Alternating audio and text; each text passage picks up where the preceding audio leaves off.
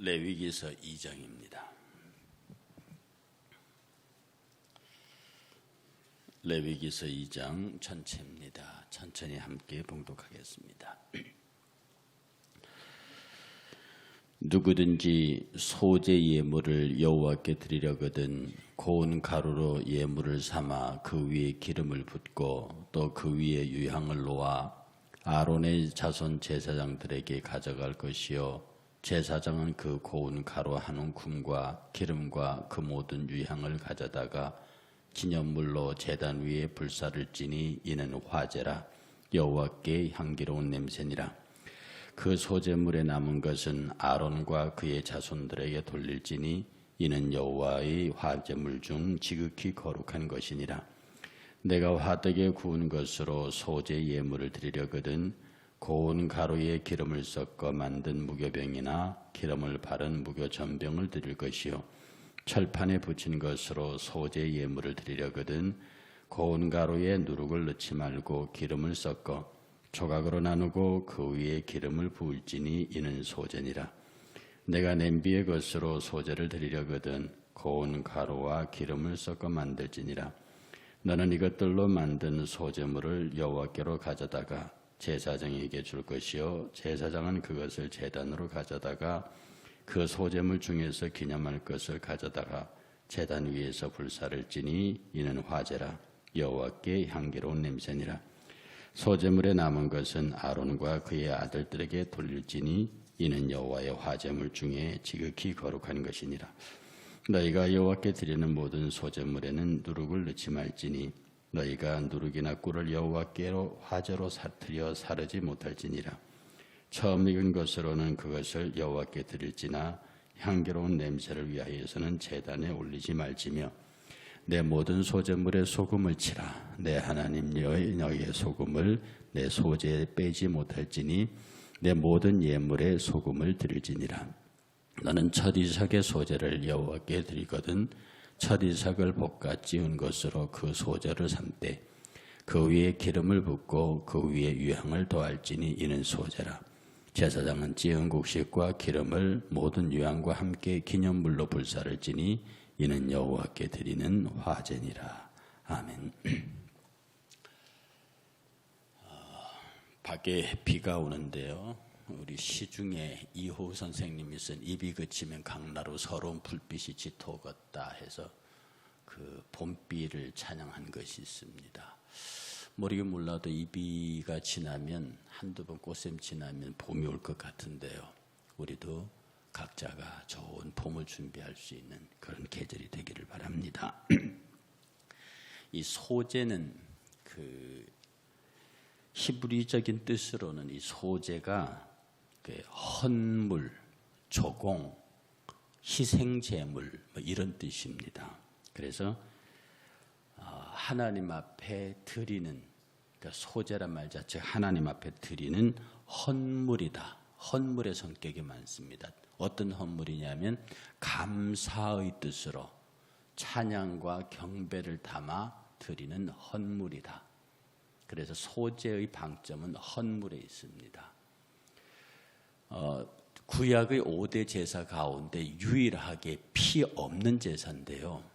피 없는 제사인데 그러나 이걸 굳이 또 피 없는 제사라고 할 수 없는 것은 반드시 피 제사 뒤에 드렸기 때문입니다.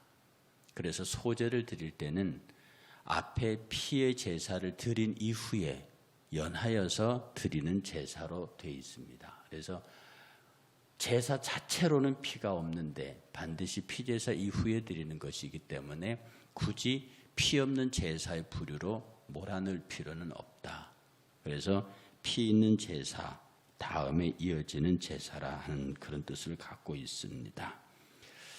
여기에 주 재료는요 곡식입니다. 곡식 뭐 빻아서 드리든지 처음 난 것을 드리든지 하여튼 곡식을 불에 살라서 드리는 제사인데 이 소재의 원래의 개념이 찬양과 경배와 감사로 드리는 제사다. 이 말에서 이제 그것의 절차나 방법을 따지기 전에 먼저 생각하는 것은 이 제사를 사도 바울이 소재적 신약 예배로 신약의 제사로 끌어서 설명한 성경 부분이 하나 있습니다. 오늘 아침은 그 말씀으로 소재가 실제로 우리들의 신앙생활에 어떻게 적용되는지에 관해서 먼저 말씀을 드리고 내일부터 소재의 세세한 부분을 함께 나누어 보겠습니다. 성경 한번 찾아보겠습니다. 에베소서 5장. 에베소서 5장 16절부터 19절까지요. 에베소서 5장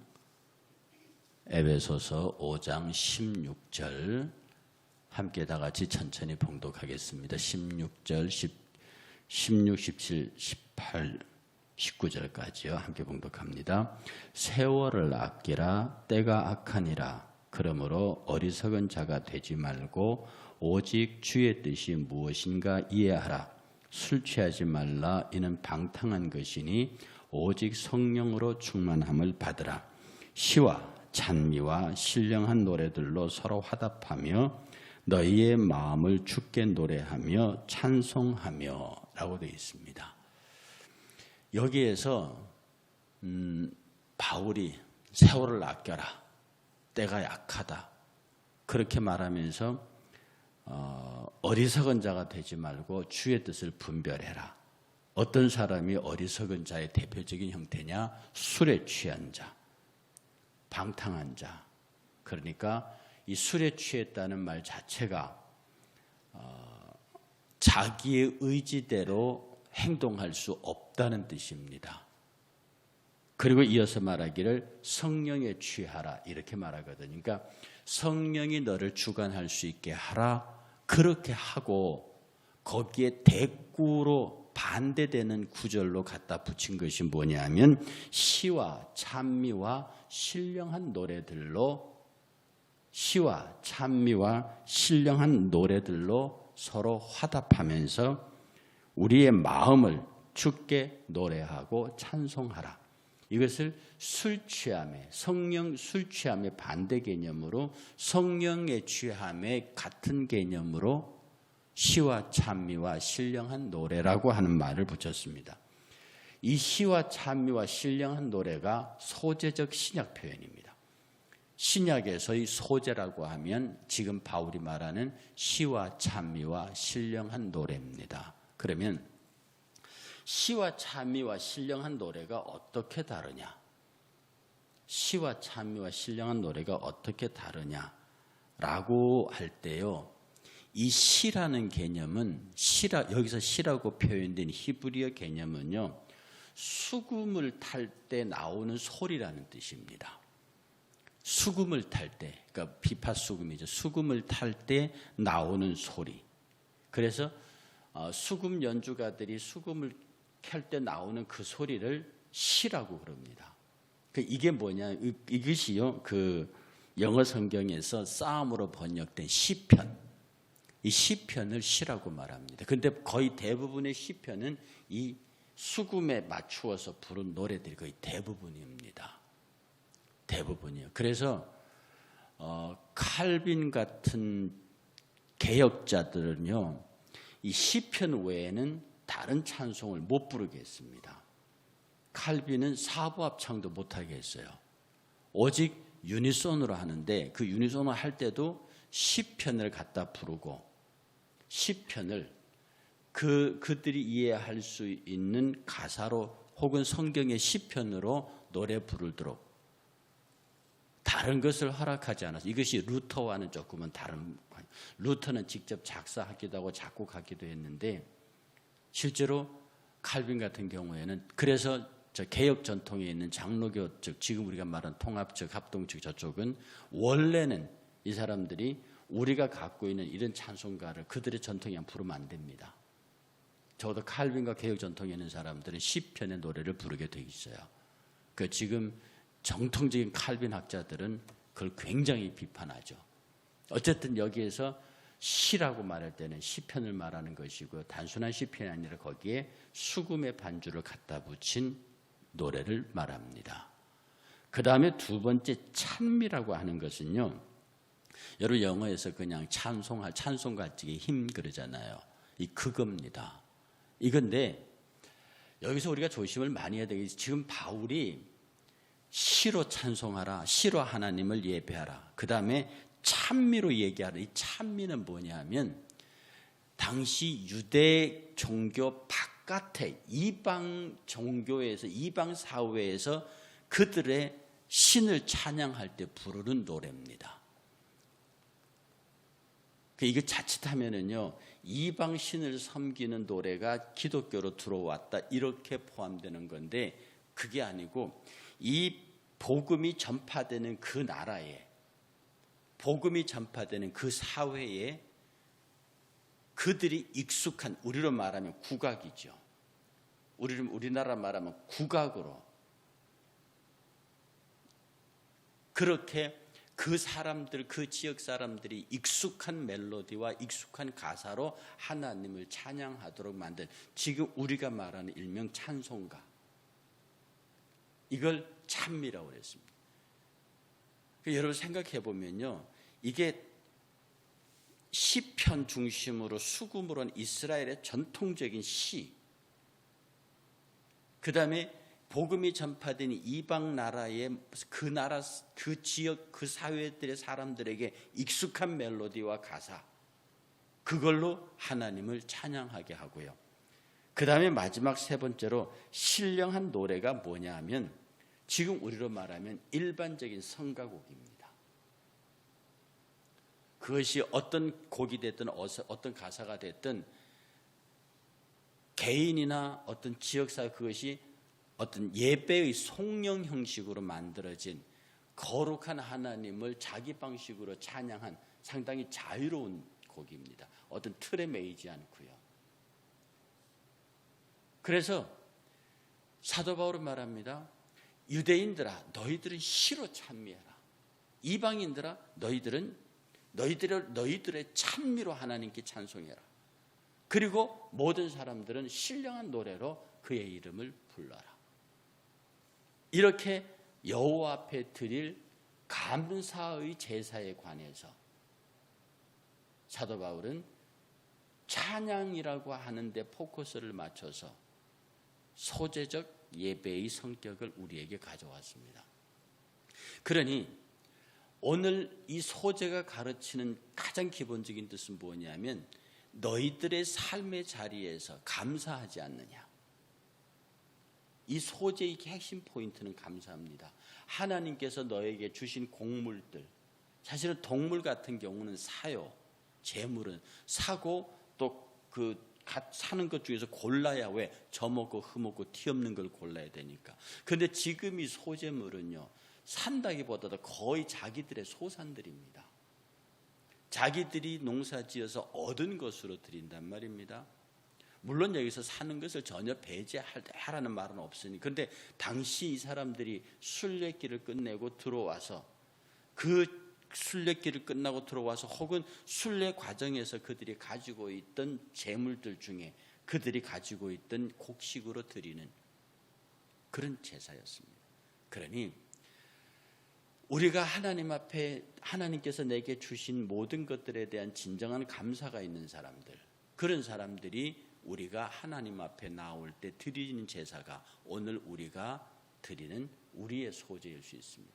이 우리의 소재는 번제나 속건제나 속죄제나 화목제와 같은 그 제사에 이어서 하나님 앞에 내가 가진 곡식으로, 거기 이제 꿀도 넣지 말고 누르도 여러 다른 그 제약들이 있습니다만은 그렇게 하나님 앞에 감사의 제단으로 나올 수 있는 하나님께서 받음직한 향기로운 제물, 그리고 거기서 제물 드리고 불 사르고 남은 것은 제사장과 아론의 족속들이 먹을 수 있도록 구별해 주는 그런 겁니다.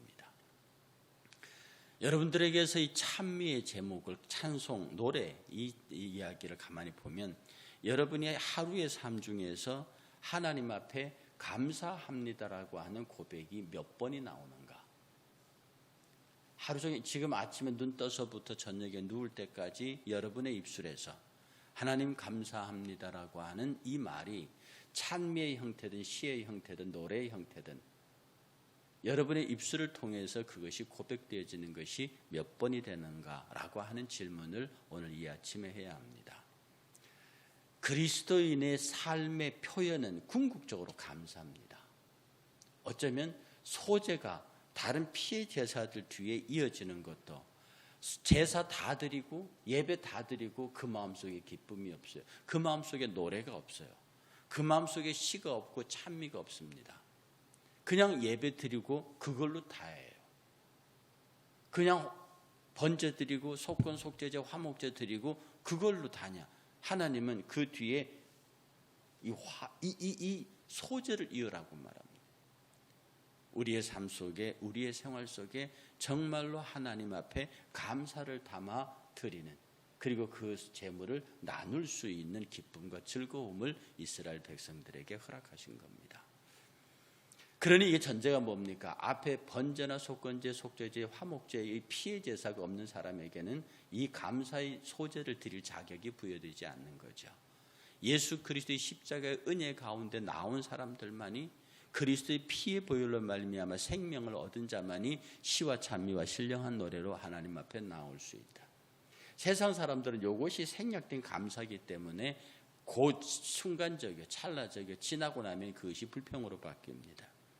혹시 여러분이 예수 믿고 하나님 앞에 신앙생활하면서 즐거움과 기쁨과 감사가 있다가 어느 순간에 기분이 상하거나 누가 나를 속상하게 하거나 뭐가 잘못되면 그 감사는 온데간데 없고 갑자기 그 감사에 전혀 상관없는 속상함과 분노와 이런 것들이 여러분의 감성을 지배하게 되면 그것은 여러분이 하나님 앞에 피의 제사에 이은 하나님 앞에 감사의 제사가 아니라 세상 사람들과 별로 차이 없는 감성적 감사일 수밖에 없습니다. 갑자기 좋은 일이 생기면 누가 나를 도와주면 감사하죠. 그것은 세상 사람들도 감사하는 것들입니다. 피제사 없는 감사 소재죠. 그러나 우리는 예수 그리스도의 보혈과 은혜 안에서 뒤이은 소재입니다. 시와 찬양과 신령한 노래요. 그래서 우리들은 깊이 생각해야 됩니다. 내게 과연 하나님이 받으시 침식한 피제사가 있는가? 그 피제사의 은혜를 내가 누리고 있는가? 그 피제사의 은혜의 누림을 통해서 그 다음은요. 피제사의 누림을 통해서 그 다음은요. 하나님 앞에 내가 진정한 소제를 드렸는가. 어쩌면 여러분들이 주일날 드리는 감사 예물들이 소제의 한 표현일 수 있습니다. 여러분의 마음으로 내어놓고 형제와 이웃에게 나누기를 원하는 그런 드림이 있으면 그것은 소제의 일부분입니다. 어쩌면 소제는 우리 생활 속에서 많이 실천해야 하는 부분입니다. 다른 제사는 다분히 제의적이고 피의 성격이 있지만 이것은 삶을 나누는 제사이기도 합니다. 여러분들이 얼마나 많은 감사의 삶을 나누셨는지, 얼마나 많은 감사의 삶을 혼자 누리는 것이 아니라 많은 사람들과 공유했는지에 관한 정리하면 입술로 하나님 앞에 감사를 고백하고 그 입술로의 감사를 고백하기 이전에 먼저 그리스도 안에 피의 제사, 예수 그리스도의 생명의 피가 내게 있음을 고백하고 그 고백을 통해서 감사의 제사를 드리고 그 감사의 제사를 통해서 많은 사람들과 그 감사를 나누는 즐거움, 기쁨. 바로 이것이 우리들에게 제사하는, 예배하는 자의 즐거움입니다. 만약에 소제의 제사가 없었다고 하면 아주 그냥 피의 제사로 모든 것이 종결되었을 텐데 하나님께서는 소제라고 하는 피 없는 제사, 피에 이은 제사를 통해서 너희가 기쁘게 이 불사로 화제, 그러니까 나중에 이제 말씀드리겠습니다만 이 불을 태워서 드리는 화제, 높이 들어서 드리는 거제, 이렇게 흔들어서 드리는 요제, 다양한 제물 드림의 방법이 있는데 하나님께서는 이 소제는 화제로 불태워서 하나님 앞에 향기로운 그 곡식이 불타는 그런 것으로 하나님 앞에 드리라고 그렇게 말씀하십니다. 오늘 여러분 하루의 삶을 지내면서요, 여러분의 화제를 준비하십시오.